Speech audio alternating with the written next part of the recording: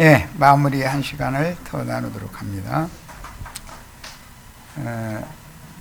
오늘 자료해드린 데서 저기 오페에서 찾습니다. 두 제자가 빈 무덤을 확인하고 공동 숙소로 사용하던 다락방으로 돌아간 후에 아버지께서 약속하신 것을 받기까지 이 성을 떠나지 말고 기다려라, 그렇게 하신 말씀이 누가복음 이어지죠. 그러면 오순절 때까지는 예루살렘 성을 떠나지 말고 마가 요한의 어머니 마리아 자매님의 다락방에서 기다려야 되는 거죠. 그때까지는. 그러나 이제 그 후에는 어제 우리 읽은 마태복음 말씀에 의하면 막달라 마리아에게 부탁하신 말씀 중에 두 번째 말씀 중에 내가 너희보다 먼저 갈릴리로 가서 기다릴 거니까 거기에서 만나자고 해라. 이게 두 번째 또 마리아를 보내실 때는 그걸 전하라고 그러셨죠. 그러니까 예루살렘에서 사도들이 머물러야 되는 기간도 있지만 예루살렘을 떠나야 되는 때가 오게 마련이다라는 것을 염두에 두셔야 돼요. 그리고 이제 성경에는 중요한 것이 서신서 로마서에서부터 유다서까지 읽으면서 보면 거짓 선지자라는 용어가 나오죠. 계시록에는 거짓 사도라는 말이 나와요. 그러면 이런 용어들이 왜 나오게 되는지를 알아야 된다. 거짓 선지자나 거짓 사도가 안 믿는 이방인들이나 불신자들이나 또는 가나안 족속으로 상징되는 가라지들을 말하는 것이 아니다 이거예요. 믿는다 하나 거짓 선지자가 나올 수 있고 사도라고 하는데 자칭 사도가 나올 수 있다는 말이죠. 성경에 있는 용어들을 잘 이해를 하셔야 돼. 그 다음에 요한복음 12장 24절에서 그분은 자신이 땅에 떨어져 죽음으로 하나의 밀이 땅에 떨어져 죽어야 많은 열매를 맺는다 이렇게 표현하셨죠. 그러니까 예수는 이미 당신이 죽어야 된다는 것을 이미 이 모양 저 모양으로 제자들에게 계속 계시를 했지만 제자들은 그 말씀이 왜 안 들린 것은 첫 시간에 말씀드렸어요. 안 들렸었기 때문에 지금 그 원인이 뭐냐, 육에 속한 사람이고 혼적인 사람들이다 이거예요. 영원히 여전히 자연인이다 이거예요. 천연적인 사람들이다. 그러니까 육신의 일, 땅의 일밖에는 아는 것이 없는 거예요. 영혼의 일, 영에 속한 일에 대해서는 이해가 없는 거죠. 주님의 말씀을 3년 반씩이나 끊임없이 받아들였으니까 얼마나 많은 진리 지식을 받았겠어요. 그런데도 그럴 수 있다는 거예요. 주님께서는 육신이 몸에서 그분의 영혼이 분리되는 죽음이 끝이 아니고 예수의 육신의 몸에 있던 혼생명인 육체의 죽음은, 육체라는 말은 몸을 말하는 것이 아니라 설명했었어요. 영에 계신 그분이 부활로 일어나기 위한 하나의 과정이므로 주님께 임한 사망은 패배가 아니라 도리어 죄의 권세를 벗어버리고 사망의 세력을 잡은 자를 이기고 승리함으로 구약의 모든 말세 예언을 이루어서 하나님의 신을 모든 육체들에게 부어주시겠다고 약속하신 대로 육체에 상관된 계명의 율법을 세례당에 있던 당신의 택한 제자들에게 당신의 신을 부어주심으로 구약 성경의 살려주는 영, 또 다른 보혜사에 관한 말씀을 이루러 오신 것이다 그 말이에요. 이해하셨죠?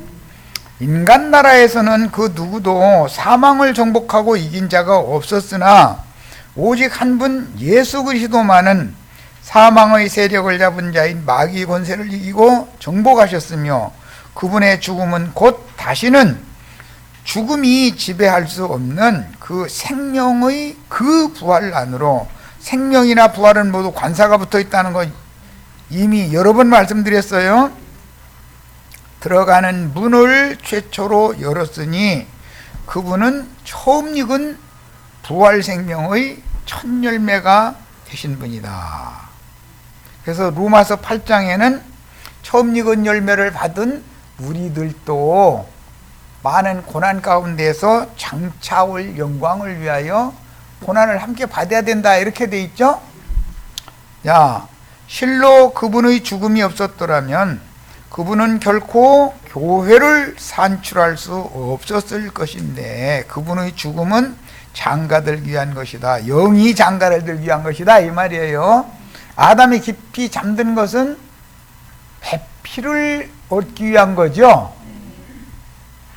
육체의 사망이 없었더라면 결코 주님은 영적으로 죽은 자들의 지난 죄들을 씻어주시고 영을 거듭나게 하여 그 영이 되신 주님의 새 몸에 붙은 한 새 사람, 그리스도의 몸이죠.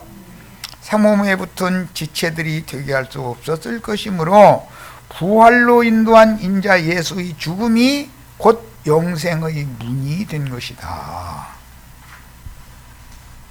요한복음은 항상 영생의 관점에 맞추어져 있으니 주님은 복음을 믿는 제자들이 영원한 생명으로 영접할 수 있도록 하나님의 표현인 아들로 오셨으며, 영생이신 그분 자신을 구속받은 제자들 안으로 넣어주어 산자들을 모아서, 교회는 산자들의 모임이지 죽은 자들의 모임이 아니죠.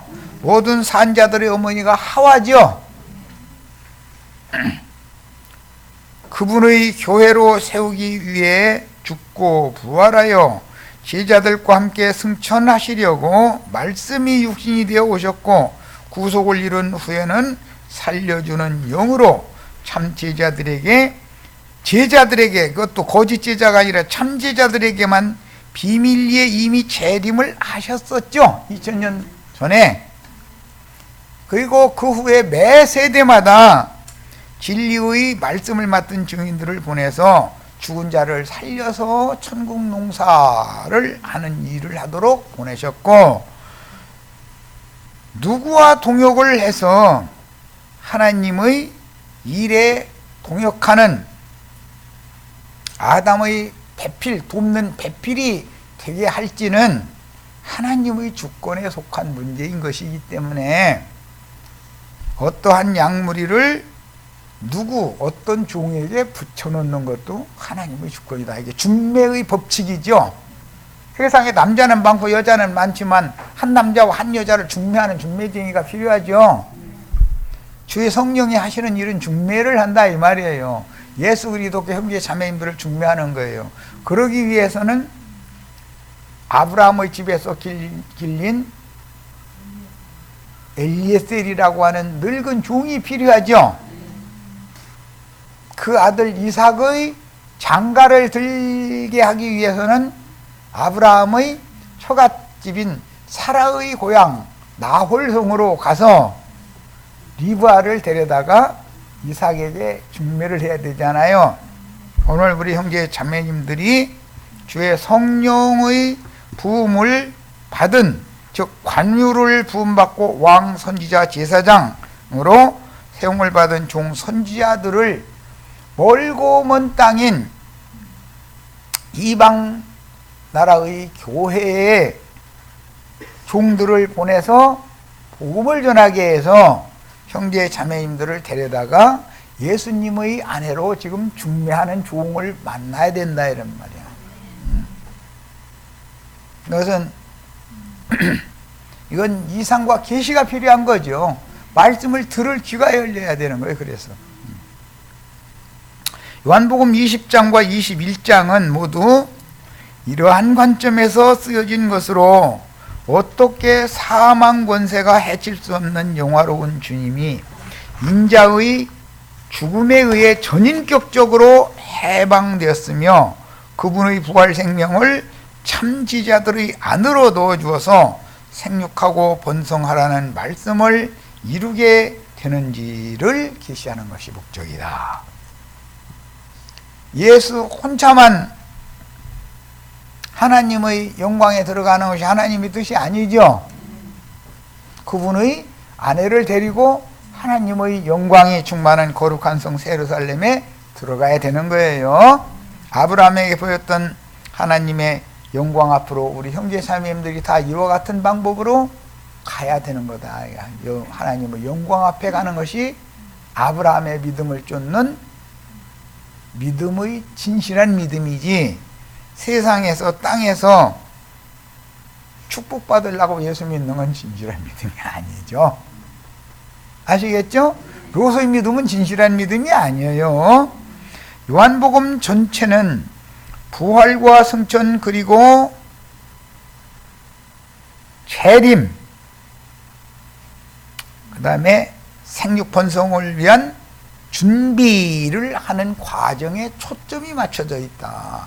창세기 1장 1절에 한 남자와 한 여자를 중매하신 다음에 그 다음에 복을 주시며 가라사대 생육하고 번성하라 라고 했기 때문에 이 말씀이 역사상 이루어져야죠.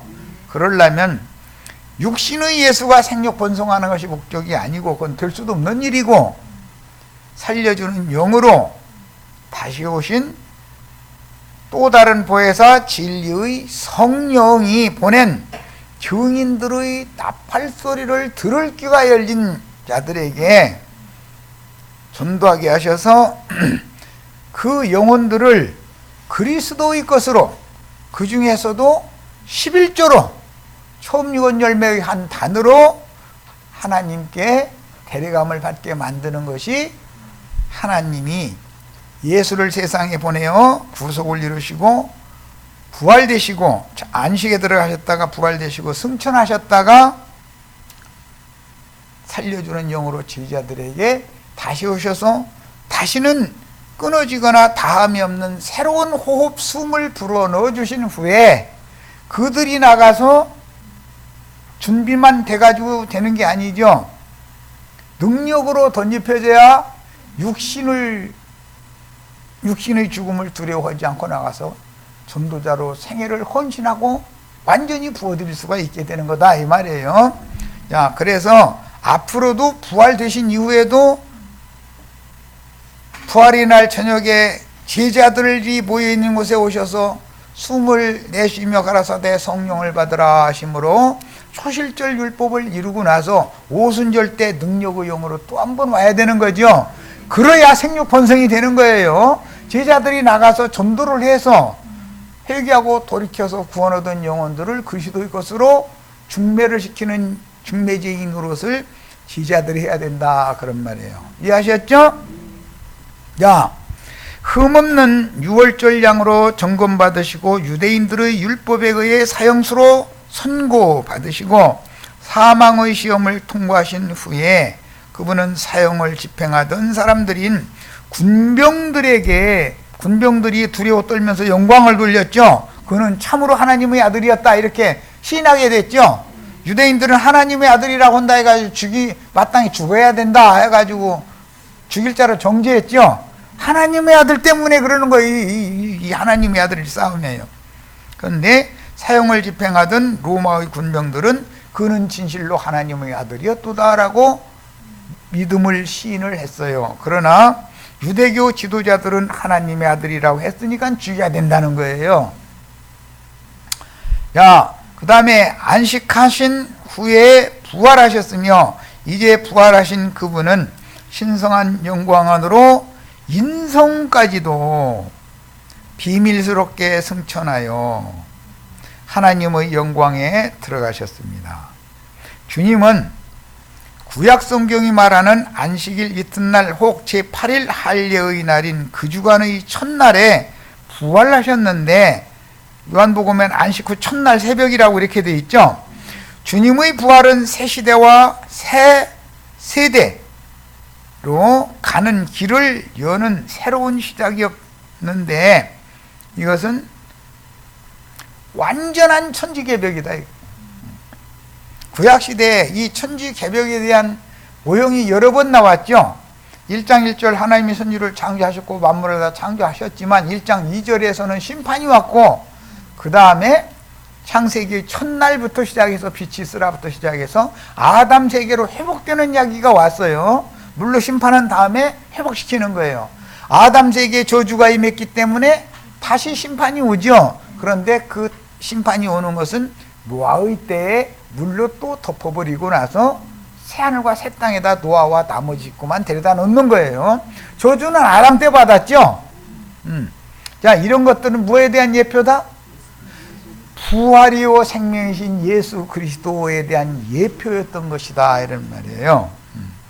부활절 날 큰 운동장 빌려서 삶은 계란 두 개씩 먹으면 부활돼요?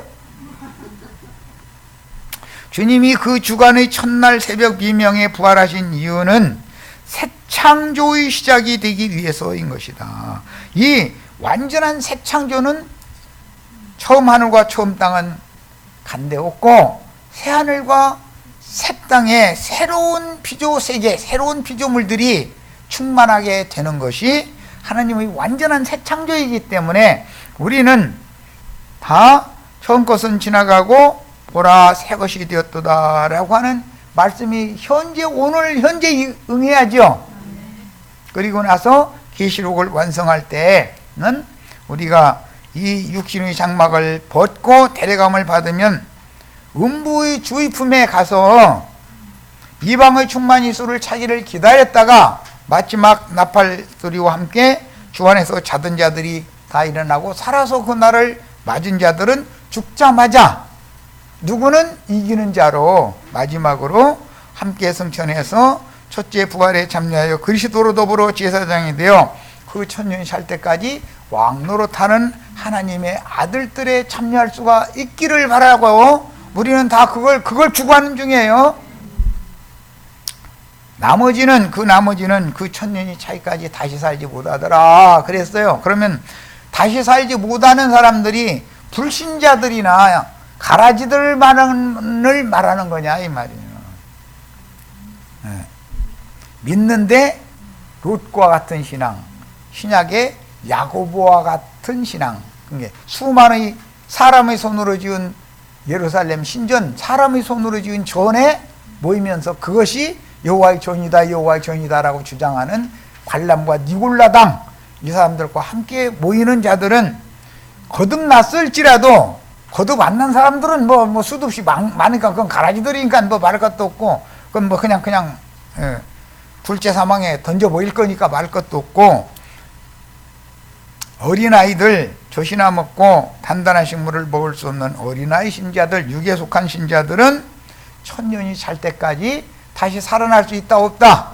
천년이 찬 후에 다시 살아나서 크고 흰 보좌의 심판대에 서서 그 이름이 생명책에 다시 농명이 되면 성에 들어간다. 성 밖의 나라의 어떤 백성이 된다.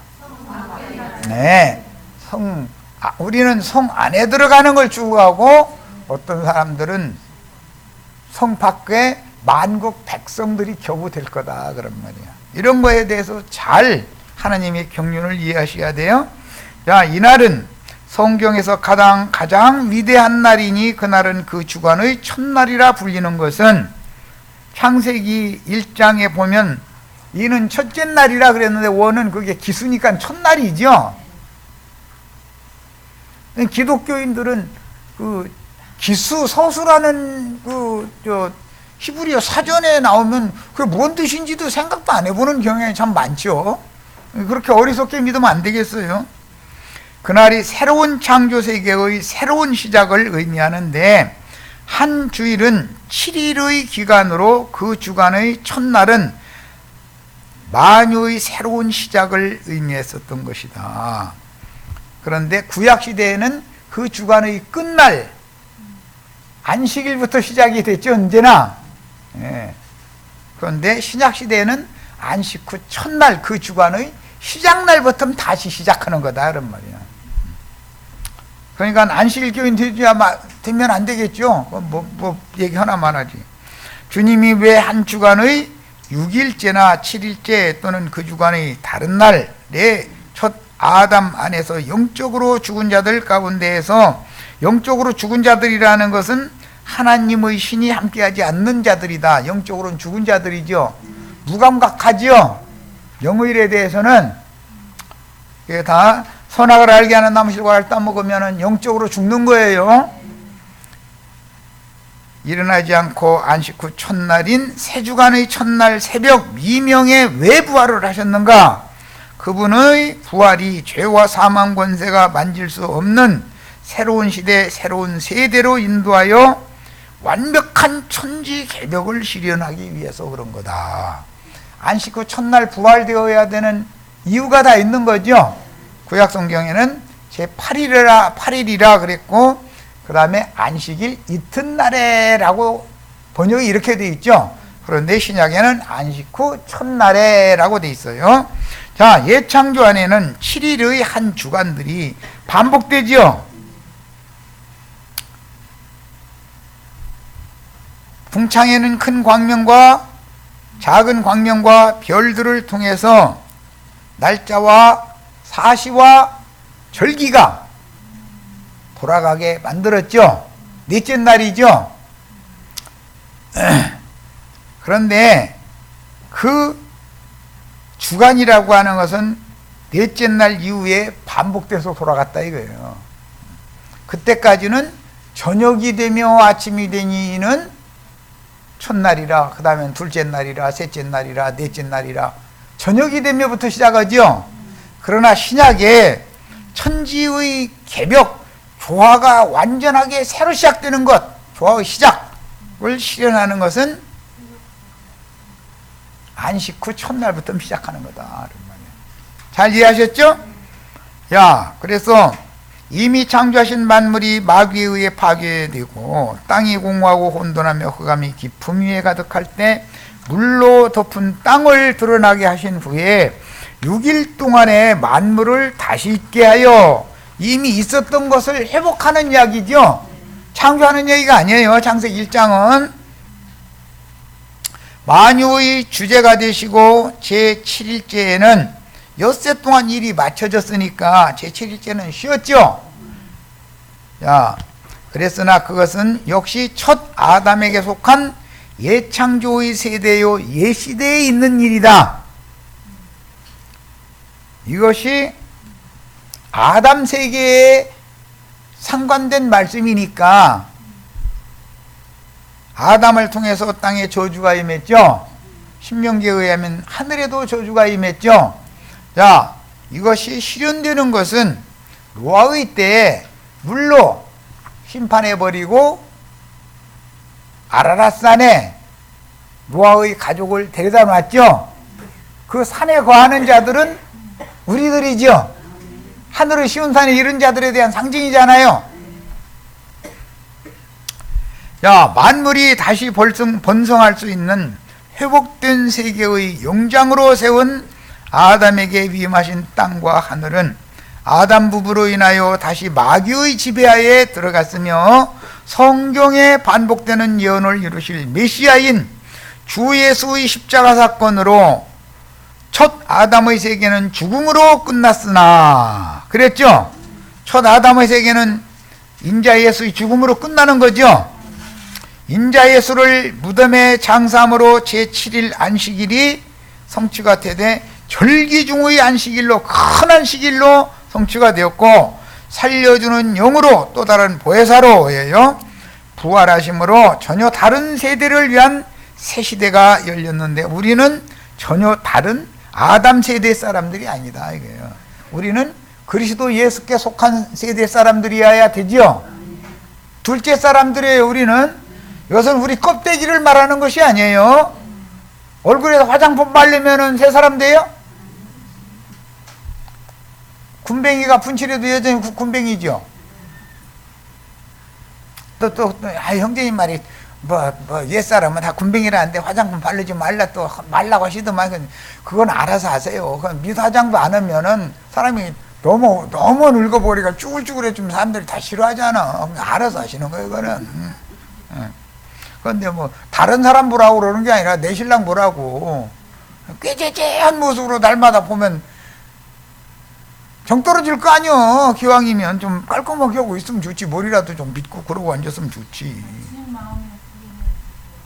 이제 첫 아담의 세계인 7일 후, 즉 안식 후 첫날인 제8일에 전혀 새로운 첫날과 함께 새로운 시작이 있으니 다시 말해서 인자 예수의 죽음에 의해 옛 창조는 심판받았고 그리스도의 그 부활로 아담 세계는 심판받았죠. 아담 세계의 심판은 노아의 때로 예표됐어요. 그 부활로 인하여 새 창조가 시작되었으니 옛 세대는 지나가고 새로운 세대가 시작되었으므로 우리는 보라 처음 것들은 다 지나갔으니 새 것이 되었도다. 그러니까 우리는 새하늘과 새 땅에 있는 새로운 피조물이야지요. 레위기 23장 10절로 11절과 15절 이건 지난번에 읽었으니까 오늘은 읽지는 않는데 초실절의 수확물 첫 열매 한 단은 안식일 다음 날에 요제로 드려졌는데 첫 열매의 그 한 단은 부활하신 그리스도가 대표다. 죽은 자들 가운데에서 처음으로 부활하신 분은 예수님이죠. 뭘로 부활했다고 되어 있어요? 무궁한 생명으로 라고 되어 있어요. 뭘로 부활한다고요? 마귀는 무궁한 사망 권세를 가지고 있죠. 그 무궁이라는 무궁한 사망은 둘째 사망 불못에 데려가는 걸 말하는 거예요. 무궁한 생명이라는 것은 예수 그리스도의 새 세계, 새 하늘과 새 땅의 새 예루살렘은 무궁한 생명만 충만하죠. 거기엔 생명강이 흐르고 생명나무 열매들이 심어져 있어요. 자, 긴 설명 안 할 거예요. 로마서 8장 23절 그뿐 아니라 또한 우리 곧 성령의 처음 익은 열매를 받은 우리까지도 성령의 처음 익은 열매는 예수님이죠. 부활하신 예수님. 우리까지도 속으로 단식하여 양자될 것 곧 우리 몸의 속량을 기다리느니라 그랬는데 속량이라는 것은 영이 구속받는 속량도 있지만 그 다음에 혼의 온전함을 이루는 구원 과정이 있고 몸의 속량, 몸의 구속을 받는 날은 데려감을 받는 날이죠. 육신의 장막을 벗는 날이잖아요. 그럼 그날에는 속사람이 영광 중에 나타나는 날이다 이거야. 그러니까 육의 몸이 있은즉 무슨 몸도 있다? 영의 몸도 있느니라. 초실절의 수확물 첫 열매는 모든 죽은 자들 가운데 최초로 부활한 그 그리스도를 예표로 보여주며 그분은 부활의 첫 열매이니 인자에서는 초실절의 수확물인 하나의 초실절은 보리를 거둔다, 밀을 거둔다. 이건 이제 우리 지체들은 이제 지금 뻥하니 이 대답을 빨리 못 하는 것은 정상적인 보리는 늦가을에 설이나 눈이 내리기 전에 씨를 뿌리는 거예요. 그때는 돈뿌리 농사 지어본 적 있는 분 있어요? 그러니까 모르는구나. 돈에서 보리 수확을 벼수확을 다 한 다음에 밭곡물 다 걷어들이고 과수원 곡물 걷어들이고 이어서 돈에다가 드문드문 옛날에 이제 소로 그래 이제 고랑을 만들어요. 만들고서 소가 갈아엎어 놓은 흙을 소수랑으로 일일이 두들겨서 보리씨를 덮는 거예요. 그러면 겨울에는 요즘에는 눈이 잘 안 오는데 그때는 눈이 많이 왔어요. 그럼 눈 속에서 싹이 나가지고 추우니까 자라들 못여. 얘가 싹은 이미 나 있어. 우리 형제 자매님들 다 싹은 나 있죠. 그런데 교회 생활을 하는 동안에는 웃자라들 묻었죠. 웃자라려고 그러면 된소리 내려가지고 딱 덮어버리죠. 그럼 따뜻한 이만큼 쌓인 눈 속에 입을 덮고 있는 거예요. 자라지는 못하고. 그러고 있다가 해동이 되면 부쩍부쩍 자라는 거예요. 그 다음에 거두기는 봄에 늦여름이 아니라 초여름에 보리를 거두는 거예요. 보리를 거두고 나면 거기에다가 밀씨앗을 심어요. 그렇게 하는 거예요. 그러니까 첫 열매는 보리겠어요? 밀이겠어요? 그래서 5,000명, 4,000명 먹일 때 밀떡이다, 보리떡이다? 보리떡. 그래서 보리떡이 나온 거예요. 잘 이해하셔야 돼요. 보리떡 맛도 없죠 사실은. 옛날에 흉년 때 보리떡 먹어봤죠. 예, 쑥에다가 어머니가 매 써서 막 그냥 쑥 뜯어다가 그냥 찧어가지고 보리가루 이렇게 뿌려가지고서 어죽부리하게 해서 쑥 버무리라고 해주면 배채웠죠 그걸로. 그런데 그것이 그렇게 영양덩어리인 줄 모르고 먹었잖아요. 그런데 그게 그렇게 영양덩어리라잖아. 자, 우리는 다 보리로 처음 익은 열매로 추수되는 걸 추구하는 거예요. 밀추수는 오순절 이후에 추수하는 거예요. 첫 열매는 무엇 추수라고요? 보리 추수예요. 그 다음에 모든 밭을 거두는 것은 밀추수예요. 오순절 이후에 하는 거예요. 그런데 조금 남겨놔둬야 돼. 뭘 남을 것 같아요? 그러니까 보리가 남을 것 같아요? 밀이 남을 것 같아요? 밀이 남는 거예요. 밀이 남는 거예요. 그래서 예수님이 오셔서는 하나의 밀이 땅에 떨어져 라고 밀을 비유를 하셨던 거예요. 그래서 뭐 의미를 알고 읽으셔야 돼. 예. 자,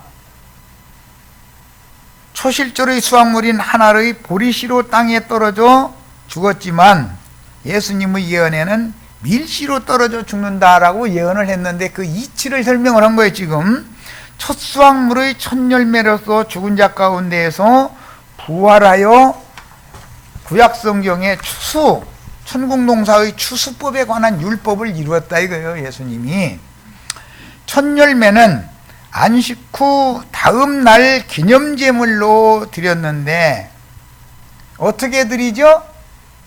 요제로 드리는 거예요. 흔들어서 드리는 거예요. 앞뒤로 흔드는 건 요제로 드린다고 그래요. 이것은 예수님의 부활을 상징한다 이런 말이에요. 보리는 부활을 상징하지요. 보리는 뭘 상징해요? 부활을 상징해요. 첫 열매를 상징하는 거예요. 밀은 모든 곡물을 상징하는 거예요.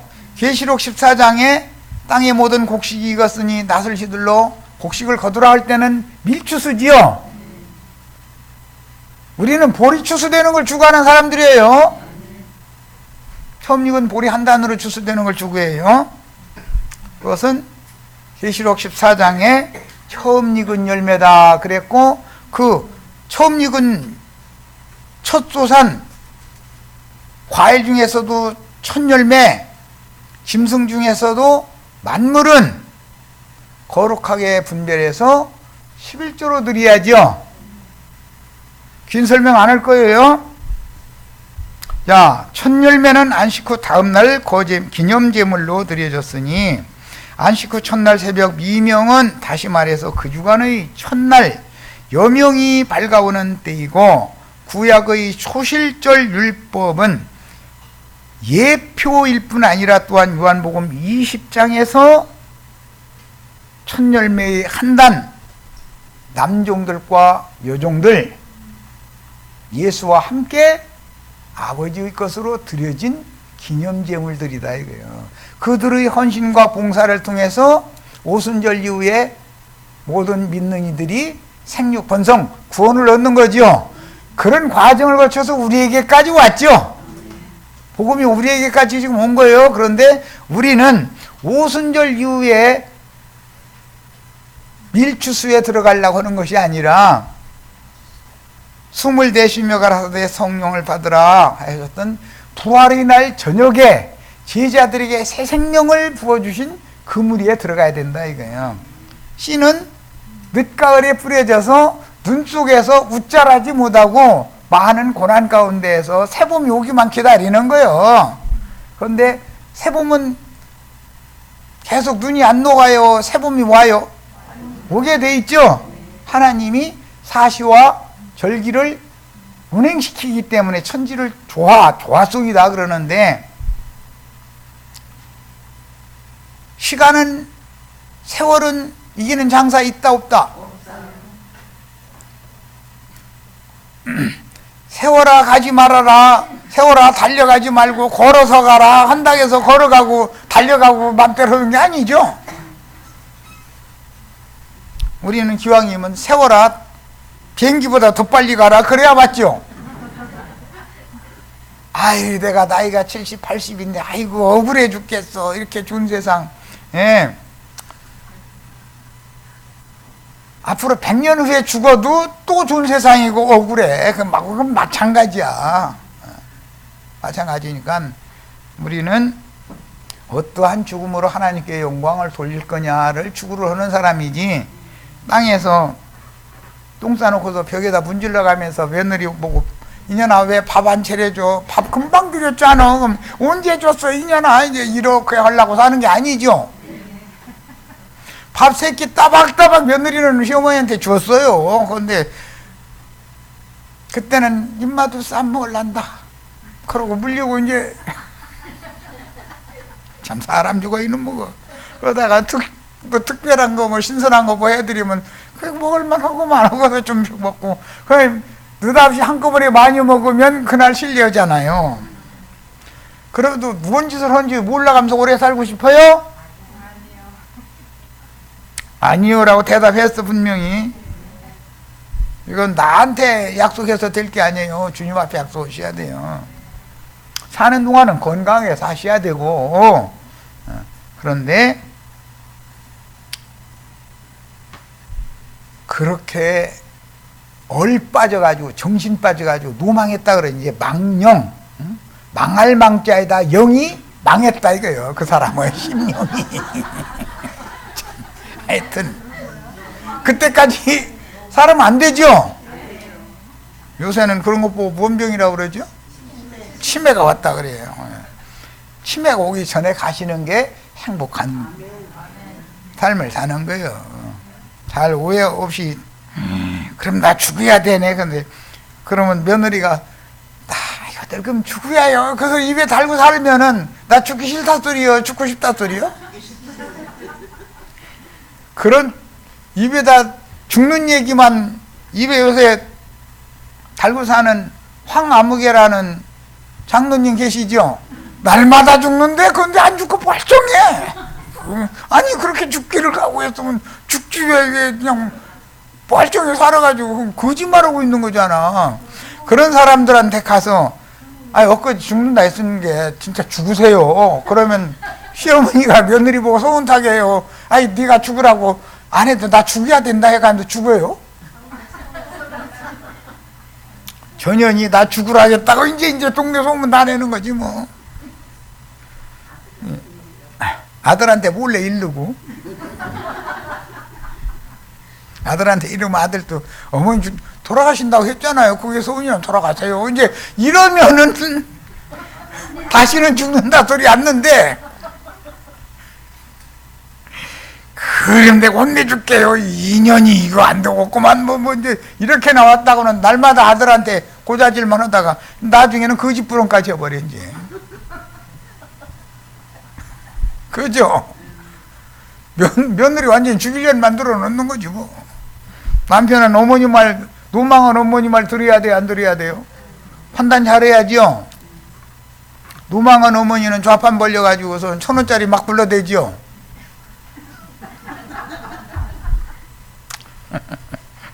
자, 앞뒤로 흔들거나 위로 들어서 올리는 제사는 뭐라고 그래요? 위로 들어서 올리는 제사는 뭐라고 그래요? 앞뒤로 흔드는 건 뭐라고 그래요? 그런데 난 분명히 위로 들어 올리는 제사 얘기했는데 왜 요제라고 그러죠? 그러니까 시험 문제를 낼 때는 잘 읽어봐. 대충 안다고 다 빨리 써내는 사람 치고 100점 못 맞는 수가 있어. 빨리 시험 치렀다 해서 잘하는 건 아니죠. 건너머서 아는 것일 수도 있잖아요. 자, 그 다음에 다른 예표를 이해하기 위해서 상고해 보아야 할 다른 문제는 이스라엘 백성의 할례인데, 하나님은 아브람과 그 자손에게 할례를 아들을 낳으면 며칠 만에, 여자는 언제? 여자는 시집가서 첫날 밤에.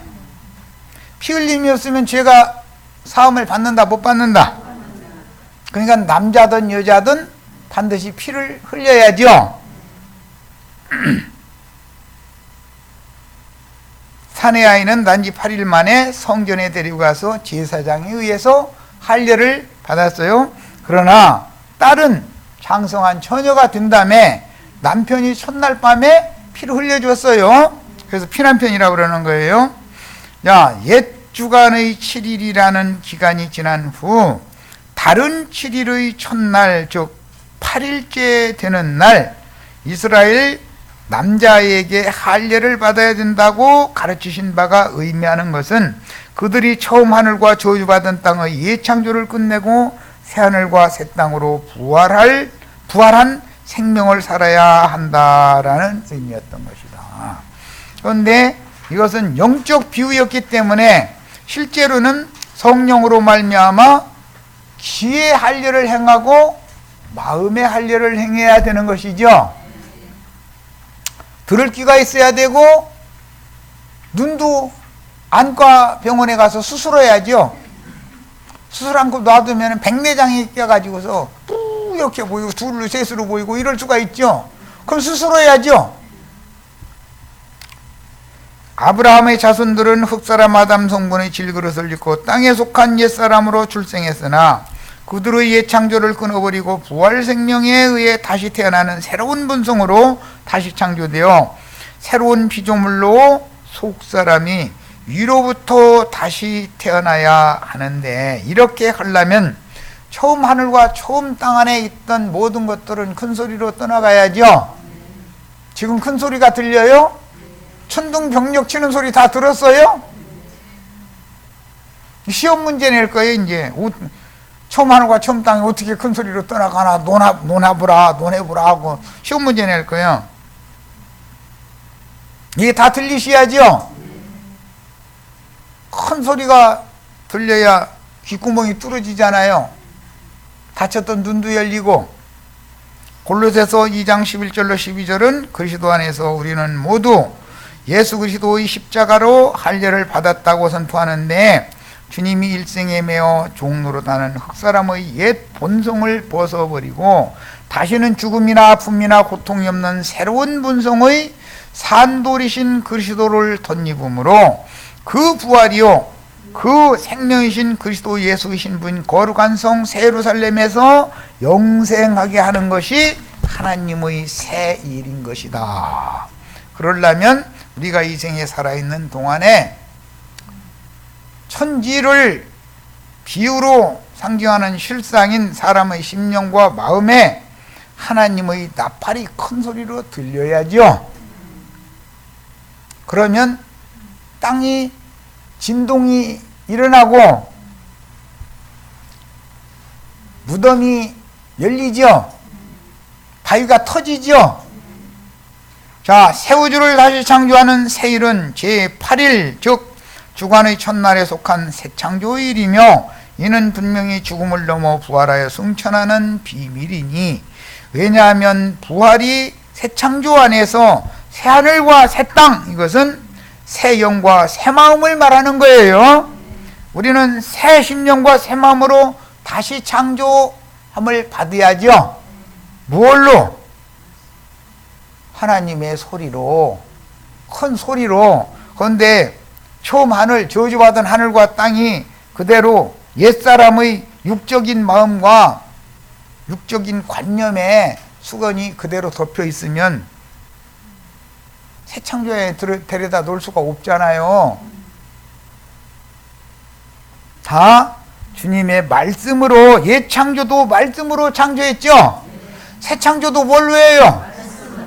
네, 새 창조도 말씀으로 하는 거예요. 이 말씀이 다 들리시기를 바라요. 그분의 죽음은 첫사람 아담 세계의 저주가 임한 모든 피조물의 만유를 포함한 심판이며, 부활하여 승천하신 그 그리스도는 아담 세계의 6일에 안식일을 더하여 완성된 옛 창조를 끝내신 거였다. 예수의 죽음은 아담 세계의 심판이었죠. 저주는 끝났죠 이제. 그리고 장사하여 없애버렸으므로 처음 하늘과 저주가 임한 처음 땅은 큰 소리로 떠나간다. 그냥 떠나갈 수는 없죠. 하나님의 큰 소리가 들려야 떠나가는 거 아니에요. 새하늘과 새 땅이 완전한 새 세계의 새로운 창조물로 만물을 다시 창조하여 새로 창조하신 만유의 주제가 되시고 만유 자체가 예수님이다 이거예요. 구약시대의 만유 자체는 여호와 하나님이었죠. 신약시대의 새로운 만유의 자체는 예수 그리스도다 말이에요. 그분의 부활과 비밀스러운 성전은 신성한 생명으로 새 창조를 발화시켰으므로 아비벌, 6월절은 아비벌이 있는 달이죠. 아비비라는 말은 새싹이 난다는 뜻이에요. 원래가 그분이 부활하신 날은 반드시 안식 후 첫날이 되어야 하는데 그 부활의 완성은 성천.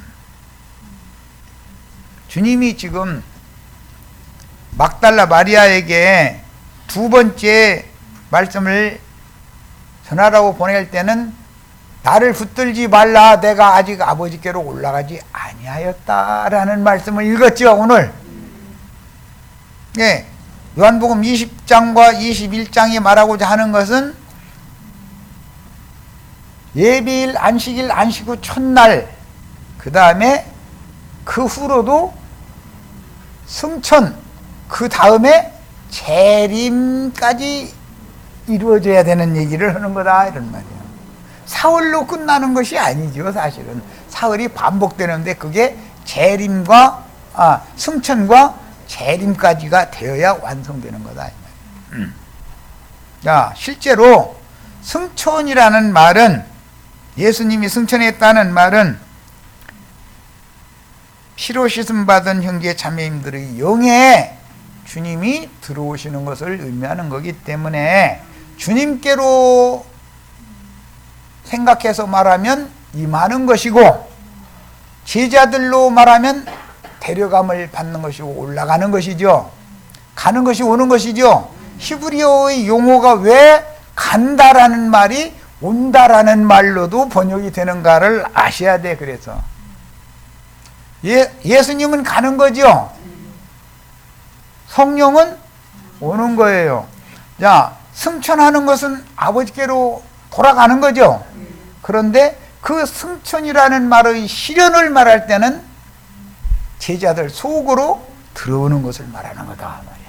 오늘 형제 자매님들의 심령과 마음속에 예수 그리스도의 성령이 또 다른 보혜사가 재림하심으로 예수님이 하나님의 영광에 들어가실 때 함께 아버지의 영광에 들어가신 축복을 다 받으시기를 바랍니다.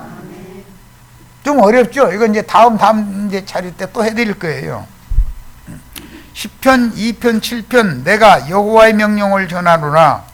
예수님의 승천이라는 것은 제자들의 심령 속에, 마음 속에 구속을 이루신 주의 성령이 오시는 걸 말하는 거예요.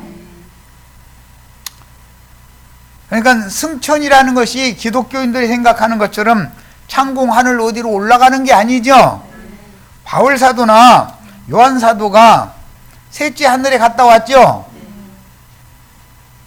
그런데 요한 사도는 밤모섬에서 갔다 왔고 바울 사도는 다메섹 도상에서 갔다 왔죠. 그렇게 돼 있죠. 셋째 하늘 가는 것은 다메섹 도상이란다. 다메섹 도상에서 만난 주님을 전하다가 루스드랑가 어디에서 돌에 맞아 죽은 줄 알고 갖다 집어 내밀어 버렸잖아요. 성 밖으로. 그랬는데 도로 살아났잖아요. 그때 셋째 하늘에 갔다 왔죠. 바울 사도 얘기, 내가 아까 이제 잘못해서 얘기 다시 하는 거예요. 요한 사도는 하나님의 말씀과 증거를 했기 때문에 박해를 당해서 반모섬에 유배당에 있는 중인데 셋째 하늘로 이리로 올라오라 함을 말씀을 듣고 성령에 감동했더니 바로 올라가 있더라는 거잖아요. 그러니까 기독교인들이 지금 생각하는 것처럼 승천이라는 말이 물질계의 공간에 물질적인 육신의 몸을 입은 몸이 죽지도 않고 뿅 하고 어디로 가는 얘기가 아니죠. 성령으로 심령이 거듭나는 얘기를 하는 거예요. 자, 내가 여호와의 명령을 전하노라. 시편 2편 7편 인용하고 있어요. 여호와께서 내게 이르시되 너는 내 아들이라. 오늘 내가 너를 낳았도다. 그 오늘이 부활하신 날이죠. 시편 118편 24절 이날은 여호와의 정하신 날이다. 아주 특별한 날이죠. 오늘 우리 형제 자매님들 성령으로 거듭난 날은 여호와의 정한 날이죠. 이날에 우리가 즐거워하고 기뻐하리로다. 우리 거듭난 날을 기뻐해야 돼요. 육신으로 세상에 태어난 날을 기뻐해야 돼요. 해피 버스데이 투유 해가면서 그만해 주셔도 되죠. 이제 거듭난 날을 기뻐해야 되는데 아래로 난 날 기뻐해야 돼요? 위로 난 날 기뻐해야 돼요? 사람들은 전부 아래 것만 생각해. 낳기를 아래로 낳아가지고 위로부터 나면은 위에 걸 생각하게 돼 있는 거예요. 그럼 말할 것도 없어요. 사도행전 13장 32절 35절 이 말씀 두 성경, 구약 성경 시편 2편 7절과 118편 24절을 인용하는 말씀이에요. 우리도 조상들에게 주신 약속을 너에게 전파하노니 곧 하나님이 예수를 일으키사 우리 자녀들에게 이 약속을 이루게 하셨다 함이라. 시편 둘째 편에 시편 2편 7절 얘기죠. 기록한 바와 같으니 너는 내 아들이라 오늘 너를 낳았다 하셨고, 그 오늘이 예수님을 부활한 날이죠. 그날이 하나님이 정하신 날이고 기뻐하고 즐거워할 날이죠. 하나님께서 죽은 자 가운데서 그를 일으키사 다시 썩음을 당하지 않게 하실 것을 가르쳐 이르시되 내가 다윗의 거룩하고 기쁜 은사를 너에게 주리라 하셨으며, 또 다른 시편에 주의 거룩한 자로 썩음을 당하지 않게 하시리라 하였느니라. 이렇게 바울 사도가 이게 이제 복음을 전하는 내용이죠. 주님이 부활하신 날은 시편 2편 7절에 오늘 시편 118편 24절에 이날로 예언이 되었으며, 오늘 너를 낳았다. 이날은 즐거운 날이다. 기뻐해야 되는 날이다. 이렇게 예언이 되었으며, 사도행전 13장 33절과 히브리서 1장 5절은 이 구절을 인용하여 맏아들로 부활하신 날임을 증거하는데, 주 예수님은 아버지의 세율을 수행하는 동안 그분이 십자가에 못 박히고 죽은 자 가운데서 3일 만에 부활하실 것을 반복해서 예언을 하셨을 때, 예수가 부활할 때 혼자 부활했어요.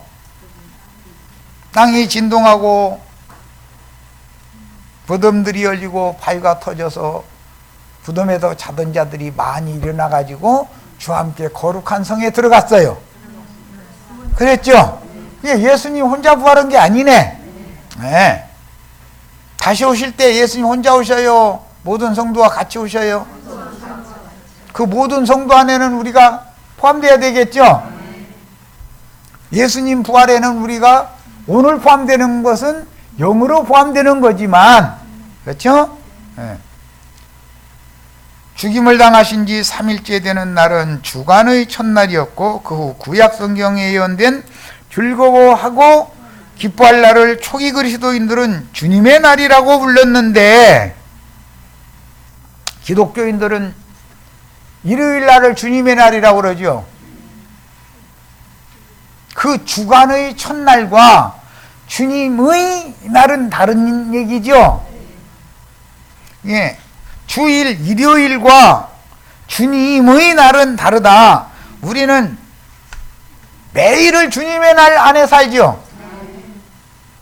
일요일이든 토요일이든 어느 날을 중요하게 여기는 사람들은 마귀의 나라에 사는 사람이죠. 일생을 무슨 말인지 아셨어요? 토요일날 안식일교회에 모이든 일요일날 일요일교회에 모이든 간에, 왕복회관에 모이든 간에 다 마귀의 날을 사는 거예요. 일생을. 우리는 거듭난 날 이후로는 모든 날이 주의 날이어야 되겠어요. 내 날이 없어져야지요. 나를 위해서 사는 날이 없어지는 거예요. 주님의 뜻이 이루어지기 위해서 사는 거예요. 나라는 존재는 주님이 새로운 주간의 첫날에 부활하셨을 뿐 아니라 또한 그날의 새벽 미명에 부활하셨는데, 그분은 저녁이 아닌 새 주간의 새날이 시작되는 미명, 새벽의 미명에 부활하셨으니 새로운 시작, 새로운 출발, 새로운 시기, 새로운 세대, 새로운 시대, 새로운 창조, 새로운 날의 시작날이다. 이 날은 처음 것들이 다 지나가고 만유가 새 것으로 천지가 개벽되는 날이다. 예수의 부활은 이런 거예요. 자, 시간이 돼서 일단 여기까지만 하고 12페이지, 13페이지는 집에 가셔서 꼭 복습을 해서 읽으시기를 바래요. 왜냐하면 다음 화요일 날부터는 다른 자료를 해드려야 되기 때문에 그래요. 오늘은 시간이 없어서 여기까지 다는 못했어요. 마칩니다.